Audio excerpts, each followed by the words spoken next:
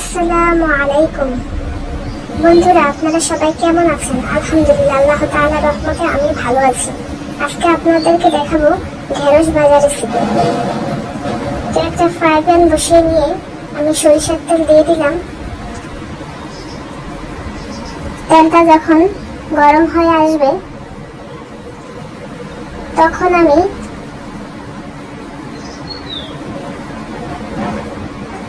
রসুন দিয়ে দেব। রসুনের সঙ্গে আমি কিছু পেঁয়াজ কুচি দিয়ে দিব। পেঁয়াজ কুচি দিয়ে আমি কিছু কাঁচামরিচ কুচিয়ে দিয়ে দিব। কাঁচামরিচ কুচি দিয়ে আমি ভালো করে এটা খুন্তির সাহায্যে নেড়ে নেব। আমি এটাকে একটু বাদামি কালার করব। ভালো করে নেড়ে চেড়ে এখন আমি এর মধ্যে একটু হলুদের গুঁড়ো দিয়ে দেব। হলুদের গুঁড়ো দিয়ে আমি একটু নেড়ে ছেড়ে ঢেঁড়সগুলো দিয়ে দেব। ঢেঁড়সগুলো দিয়ে আমি ভালো করে নেড়ে ছেড়ে দেব। পরিমাণ মতো লবণ দিয়ে দিলাম। ঢেঁড়স ভাজির মধ্যে অনেকে হলুদ দেয় না, আবার অনেকে দেয়, যেমন আমি দিয়েছি।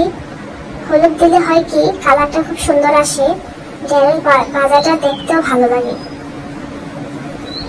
এখন আমি ভালো করে নেড়ে চেড়ে দেব।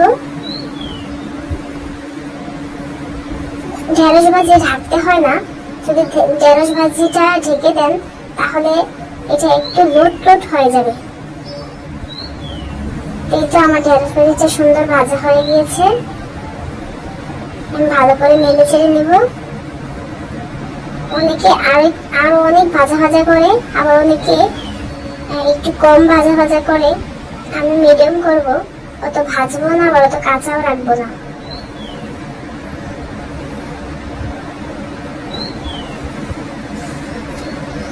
এই তো নেড়ে চেড়ে নিলাম। আমার ঢেঁড়স ভাজিটা হয়ে গেছে। আপনারা বাসায় ট্রাই করে দেখবেন। ধন্যবাদ সবাইকে। আসসালামু আলাইকুম।